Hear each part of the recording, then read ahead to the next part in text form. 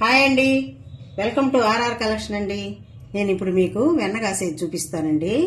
ఇట్లా పాలు మనం ముందుగా కాసేసి బాగా చల్లారిన తర్వాత ఫ్రిడ్జ్ లో పెట్టేసుకుంటే ఈ విధంగా మీగడ కట్టేస్తుంది. ఈ మీగడంతా ఇలా స్పూన్ తోటి లాగేసామంటే బాగా గట్టిగా వచ్చేస్తుంది. ఇప్పుడు ఈ మీగడంతా చూడండి ఇలా వస్తుంది. ఈ మీగడంతా మనం ఇలా పక్కనేసి పెట్టి స్టోర్ చేసేసుకొని ఒక వారం రోజుల పాటు, లేదంటే ఎక్కువ మీగడ వచ్చే పని అయితే ఒక 5 రోజుల పాటు అలా తీసి ఇలా స్టోర్ చేసేసుకొని ఫ్రిడ్జ్లో ఇలా పెట్టేసుకోవాలండి. ఇలా మనం ఫ్రిడ్జ్లో పెట్టేసుకొని అట్టే పెట్టుకున్నామంటే ఒక నెల రోజుల పాటు అయినా కానీ ఏం చెడదండి, పాడవకుండా బాగుంటుంది. కింద ఫ్రిడ్జ్లో పెడితే మాత్రం మళ్ళా అది కొంచెం బాగుండదు, స్మెల్ బాగుండదు. డీపర్లో కానీ పెట్టుకుంటే మనం మర్చిపోయి ఒక నెల రోజులు 1.5 నెలలు ఉన్నా కూడా ఏం పాడవదు, ఫ్రెష్గా బాగుంటుందండి. ఇలాగా స్టోర్ చేసుకునింది నేను ఇట్లా పెట్టేసుకుంటాను ఫ్రిడ్జ్లో. దాన్ని మళ్ళీ మనం కాసుకోవాలనుకున్నప్పుడు తీసి బయట పెట్టుకుంటానండి. ఇప్పుడు దీన్ని ఒక 2-3 గంటల పాటు మనం బయట పెట్టేసుకోవాలండి.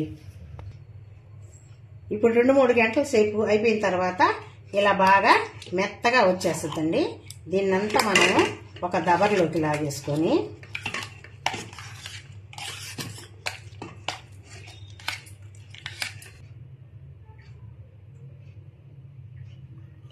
ఇలా ఈ విధంగా మనము పవర్ తోటి తిప్పేస్తే, కొంతమంది మిక్సీలో వేస్తారండి.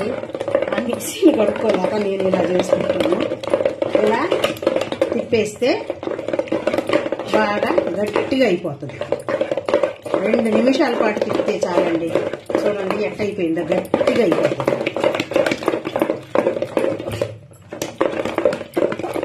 ఈ నెయ్యికి మాత్రం అల్యూమినియం దబర అయితేనే బాగుంటుందండి. స్టీల్ బాటిల్లో అయితే కొంచెం అడుగు పడుతుంది, బాగా ఎక్కువగా మారుతుంది. వీటిల్లో కానీ అయితే మనం కొంచెం కాగేటప్పుడు తిప్పుకుంటా ఉంటే ఏం ఇబ్బంది అనేది ఉండదు. ఇప్పుడు అయిపోయింది కదా, దీనిలో వాటర్ యాడ్ చేసేస్తాం. వాటర్ యాడ్ చేయగానే చూడండి ఎలా వచ్చేసిందో, ముద్దలుగా వచ్చేస్తుంది. ఇప్పుడు దీన్నంతా మనం తీసి ఒక గిన్నెలో వేసుకుందాం. ఇప్పుడు ఈ విధంగా మనం చిలికి పెట్టేసుకున్నాం కదండి. దీన్ని శుభ్రంగా 2 సార్లు, అంటే 2 గిన్నెల్లో వాటర్ తీసుకొని ఈ వాటర్లో ఇలా తిప్పుకుంటా కడిగేసి మళ్ళీ ఇందులో వేసుకుంటాం. మళ్ళీ ఇందులో పోసింది క్లీన్ చేసుకొని ఇందులో వేసుకుంటాం. అలా 2 టైమ్స్ చేసుకుంటామండి. నేను ముందుగా ఇంకా కొంచెం స్టోర్ చేసి పెట్టున్నాను. ఇది కలిపి మొత్తం మీకు కాసేది చూపిస్తా. ఈ విధంగా మనం బాగా 2-3 సార్లు కడిగేసుకోవాలండి. ఎందుకంటే మనం పాల మీగడ కదా తీస్తాము, దానివల్ల స్మెల్ వస్తుంది. శుభ్రంగా 2-3 సార్లు కడిగేసుకొని ఆమెను స్టవ్ ఆన్ చేసుకొని స్టవ్ మీద పెట్టుకోవాలండి. మామూలుగా మిక్సీలో కూడా వేస్తారు చాలా మంది. అలా వేస్తే తరక అనేది రాదు, కానీ మిక్సీకి అంతా అవుతుంది, చాలా సేపు పడుతుంది క్లీన్ చేయటం అని నేను ఇలా చేస్తాను. ఇప్పుడు స్టవ్ వెలిగించి స్టవ్ మీద పెట్టేస్తానండి. హైలో మాత్రం పెట్టద్దు, ఎందుకంటే ఒక్కొక్కసారి టక్కని పొంగిపోయిందంటే మళ్ళా స్టవ్ క్లీన్ చేసుకోవటం కష్టము, చాలా మనకి వేస్ట్ అయిపోతుంది కూడా. అందువల్ల మిడిల్ ఫ్లేమ్ పెట్టుకొని గమనించుకుంటా ఉండాలి. ఒక ½ అవర్ అలా అయిపోయింది అనుకోండి, తర్వాత మళ్ళీ పొంగదు అది. సరేనండి, ఇదిగోండి ఈ విధంగా ఎర్రగా వచ్చిందాకా కాసేస్తే సూపర్ స్మెల్ వచ్చేస్తుందండి. ఇదంతా బాగా పేరిన తర్వాత మళ్ళీ మీకు చూపిస్తాను. ఇట్లా కాసేసుకోవాలా.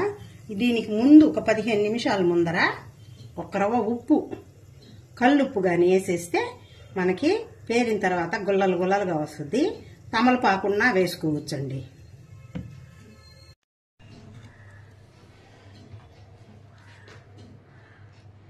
ఇలా ఒక డబ్బాలోకి వంచేసుకోవాలండి. మొత్తం వంచేసుకుంటే అది మనకి చల్లారిన తర్వాత బాగా పేరిపోద్ది.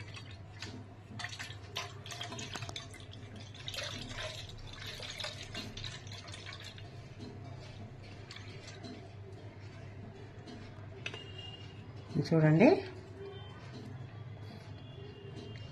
ఇంచుమించుగా 1/4 కేజీ వచ్చింది. మళ్ళీ పేరిన తర్వాత చూపిస్తాను. ఇది చూడండి ఎంత బాగా తెల్లగా పేరిపోయి గుల్లలు గుల్లలుగా ఉందో, గట్టిగా ఉందో. ఇది కొంచెం ఒక్కరవ గాని ఎర్రగా గాని కాసుకుంటే ఈ విధంగా వస్తుందండి. మనం కాసేటప్పుడే చుట్టుపక్కల వాళ్ళకంతా అబ్బా నెయ్యి ఎవరో కాస్తున్నారు అని అనిపిస్తుంది. నేను పాలల్లో అని చెప్పాను కదండి, పాలల్లోది వేసుకోవచ్చు, పెరుగులోది తీసుకొని వేసుకోవచ్చు. డాక్టర్లు కొలెస్ట్రాల్ అది ఇది అని చెప్తున్నారు కదా, పాలల్లో అయితే ఎక్కువగా పాలల్లో వస్తుంది. పెరుగు అయితే మనం కొద్దిగానే కదా పెట్టుకుంటామని నేను పాలల్లోనే ఎక్కువ తీస్తానండి. మీరు కాసేటప్పుడు 15 నిమిషాల ముందర మాత్రం కంపల్సరీగా కొద్దిగా కల్లుప్పు గాని తమలపాకు గాని వేయండి. తమలపాకు లేకపోయినా పర్వాలేదు గాని కల్లుప్పు మాత్రం కంపల్సరీగా వేస్తే కొద్దిగా నిల్వ ఉంటది. కొన్ని రోజులు బాగా గుల్లలు గుల్లలుగా పేరి చాలా బాగుంటదండి. నేను చేసిన ఈ విధానం గాని మీకు నచ్చినట్టయితే లైక్ చేయండి, షేర్ చేయండి, సబ్స్క్రైబ్ చేయండి. ఇంతసేపు కంటిన్యూగా నా వీడియో చూసినందుకు మీకు అందరికీ థ్యాంక్స్ అండి. బాయ్ అండి. నెక్స్ట్ ఇంకో మంచి వీడియోతో కలుస్తాను.